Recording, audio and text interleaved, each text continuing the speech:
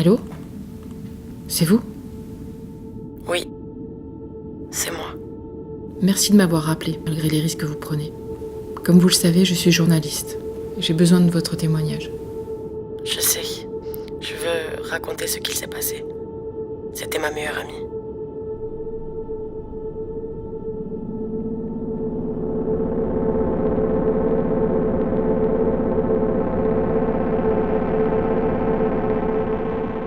À quand remontent les événements ? C'était il y a quelques années. La société n'était alors qu'un paysage dévasté. Les ruines d'un monde qui s'écroule. Un monde dont on ne se souvenait même plus qu'il avait un jour pu être libre. La Méduse venait d'accéder au pouvoir et sa dictature se mettait en place, imposant ses normes. Soit on était un homme viril, soit on était une femme féminine. Mais on ne pouvait pas être entre les deux. Puis très vite, il fut formellement interdit aux personnes du même sexe de s'aimer, sous peine d'une terrible sanction. Une surveillance permanente s'opérait, et tout signalement entraînait une pétrification immédiate et sans appel. Un climat de terreur s'était installé.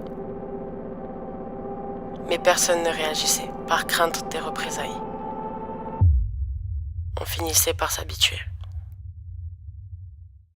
Rassurez-vous, votre identité restera secrète. Et qu'est-il alors arrivé à votre amie ? Elle s'appelait Eurydice. Elle avait rencontré un garçon qui lui plaisait beaucoup, qui répondait au nom d'Orphée. Et à partir de là, une histoire d'amour comme tant d'autres avait commencé. Un premier rendez-vous, puis un deuxième. Des points communs, des confidences, une complicité évidente. Ces deux-là étaient inséparables. Ils s'aimaient. Mais quel était le risque pour votre amie de vivre cette histoire d'amour ? Elle avait un secret. Elle n'était pas ce qu'on pouvait croire. Orphée devenait plus pressant. Il voulait la connaître intimement. Mais elle le tenait à distance. C'était devenu tellement difficile pour elle, à cause de la peur. Et que fait-on lorsqu'on n'est pas ce que la société veut qu'on soit ? On se cache. Alors, chaque matin, elle opérait en secret sa métamorphose pour présenter aux yeux du monde sa version officielle.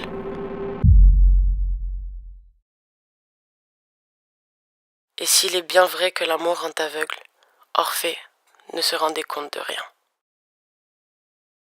Mais un jour, tout a basculé. Orphée a découvert son secret.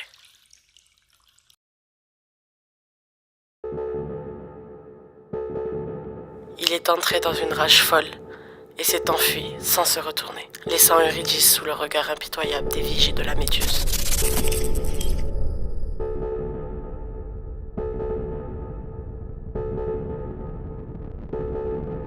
Sacrifiée pour avoir été différente. Bouleversée, Orphée aérée, hagard au milieu des décombres de ce monde formaté et mortifère.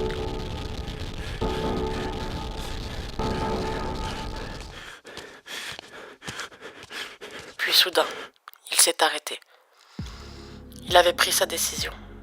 Une décision lourde de conséquences. Celle d'être fidèle à son amour et de mourir avec elle, plutôt que de vivre sans elle.